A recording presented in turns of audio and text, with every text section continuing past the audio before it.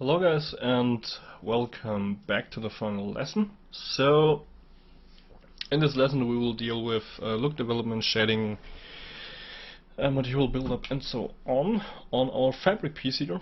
So I re-simulated it on basically a higher resolution and some more substeps.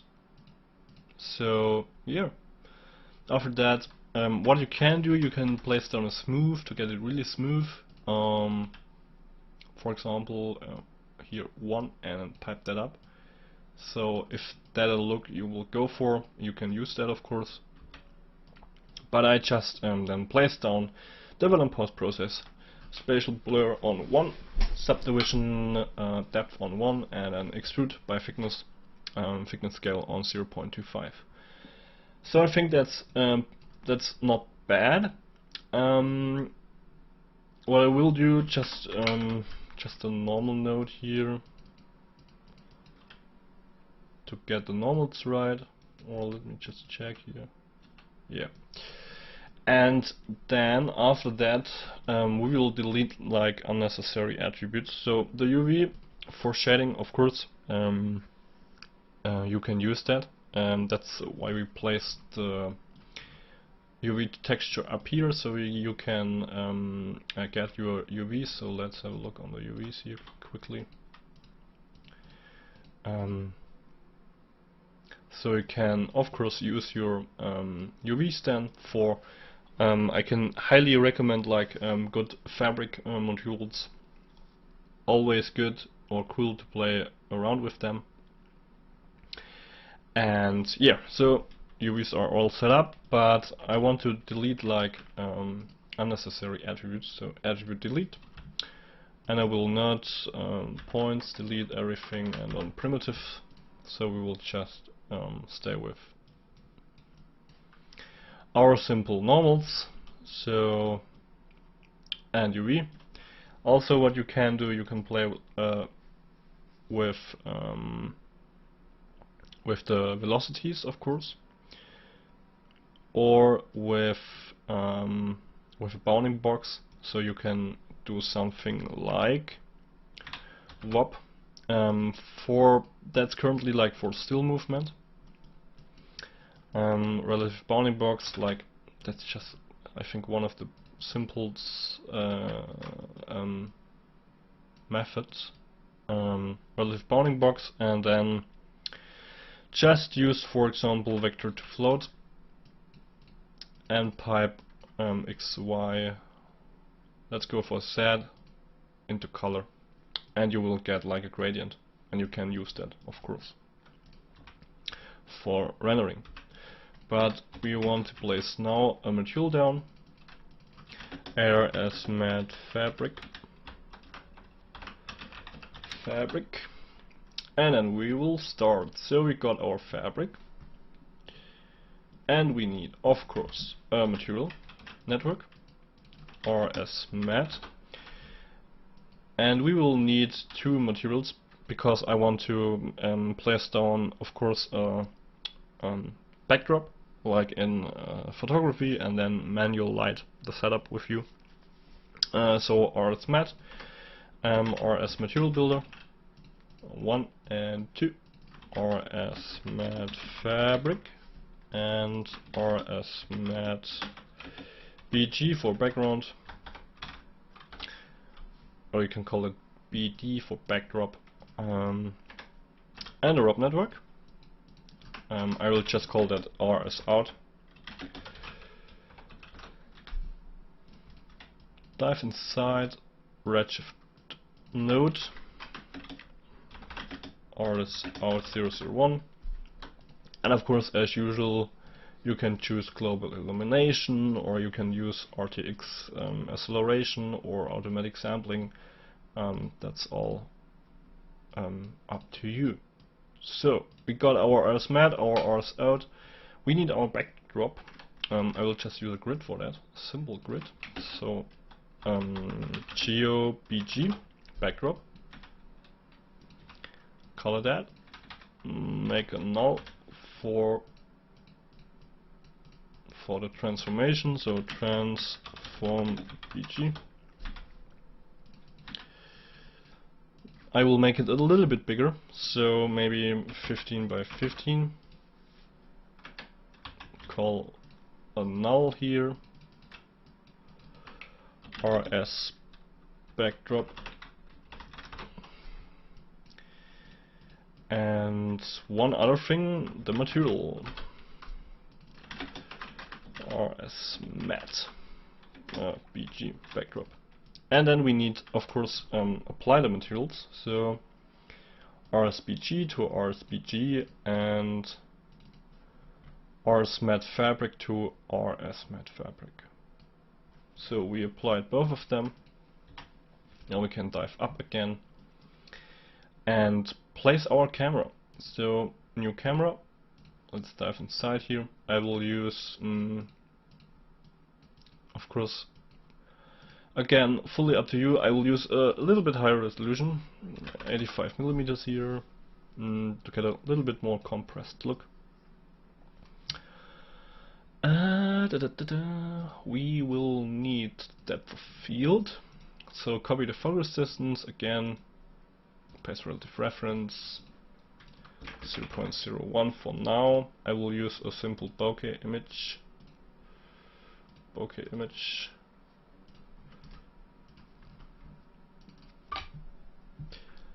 Power, that should be fine.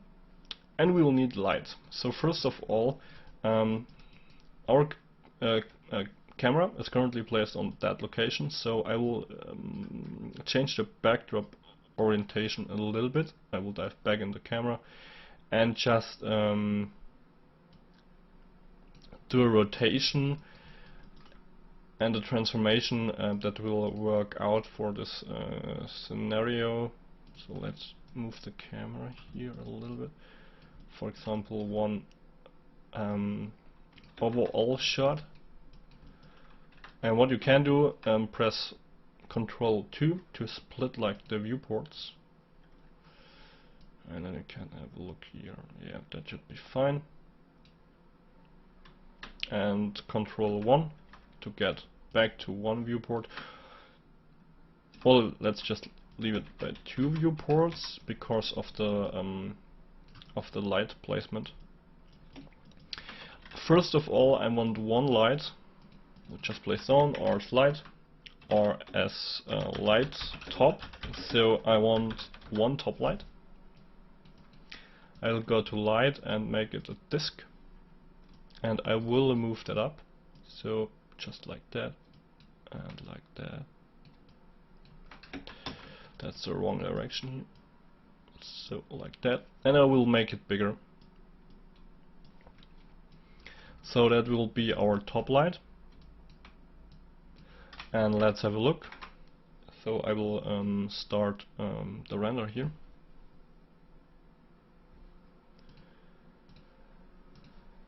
And of course we can see our background is way too reflective. Let's just get the focus here. So back to our materials. Background way too reflective, and I will choose white for that, and 0.5 should be fine, I think. Another thing, our light is too bright, so let's just re-enable the rendering here. And now you can see our background is way better. Of course you can make a reflective background if you want. I will go on the exposure down to -3 maybe. Yeah, that will look... let's go -2. That will look better. And for like the fabric material, we'll do of course several materials, but for the first basic material I will use a bluish kind of tone here with a little bit of roughness, 0.25. Yeah, that should be fine. Or let's make it 0.35. Cool. And of course what you can see now, we got like our top light, but here we need to fill in the shadows a little bit. So we can get a Ars Light fill to fill our shadows. Let's move that down here, and I will move that a little bit on another kind of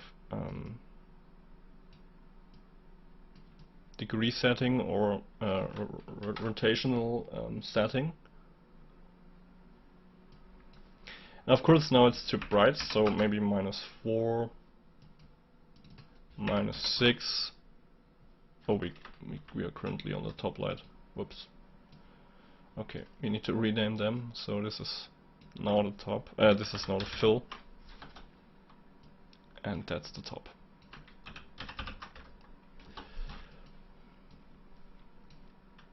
So of course back to -2, and on the fill light back to maybe -6, maybe -5. And of course that's your personal decision what you will do with your rendering, but that will just give you like a basic idea how you can maybe render it. You can introduce a little bit of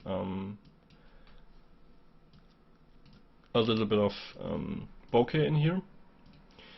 But what I want to do for the second camera, let's go back to that one.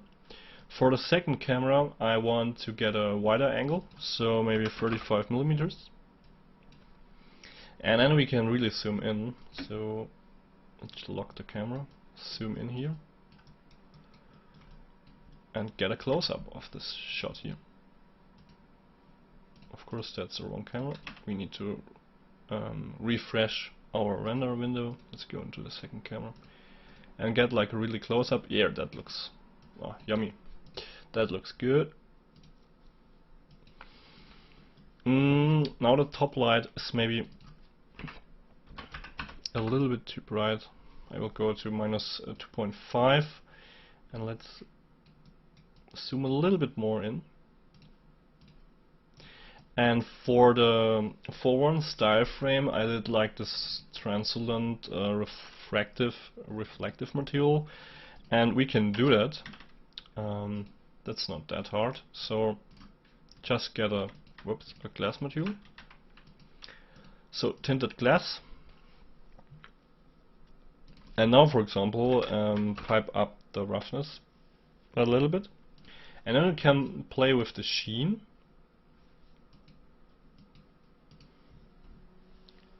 And with the subsurface, especially with the absorption scale. So currently you will see the sheen a little bit. You can also desaturate it or make it in another kind of color. That's fully up to you. Maybe like that. And on the transmittance color, you can see currently it will not get through because we will need here a higher absorption scale. And you can use that. So for example, like a desaturated bluish color, and on here, like maybe like a little bit of a complementary color, sheen, and weight to 1, and then you really get like this cool effect. You can play with the absorption color. Maybe you can go pretty low, like, of course when you go on 0 it will not work, but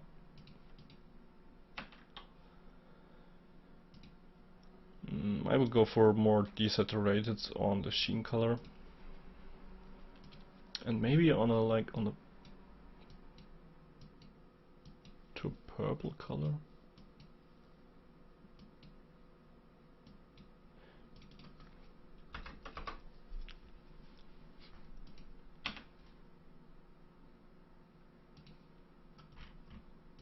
So like that. And for the, let's just go with fixed scaling. For the bump mapping, for example, you can use like a noise or of course a texture, because we've got UVs. So that's again fully up to you. Another one is, what I really like to do is to get RS material with subsurface scattering, so that's pretty cool too. So just go to your subsurface multiple scattering amount to 1, and the radius scale, sure, you can influence that.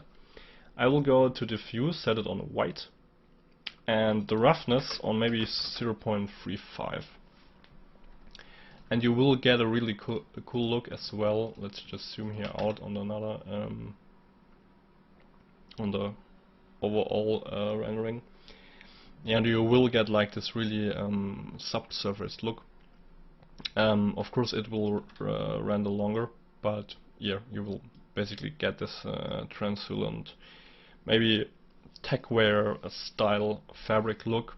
Of course, techwear, if you apply it in another context, like the combination of a black fabric with like then this more translucent rough fabric.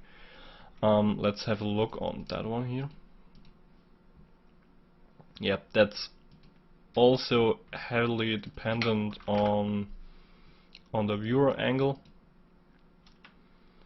and of course on the intricate details.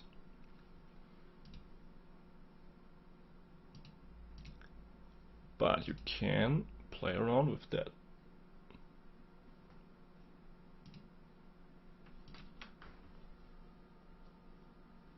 So that's pretty cool too. Then of course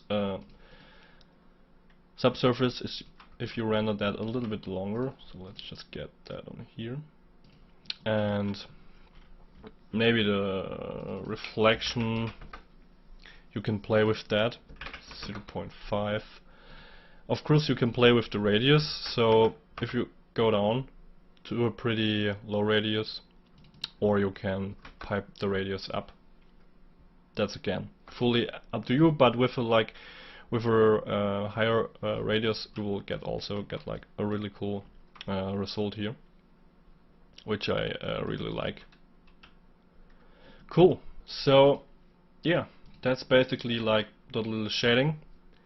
And for now, just please try to get your geometries in there. Play maybe with also initial build up geometries like a jacket, a t-shirt, 3D scans, and so on. So I think that would be really cool too to do.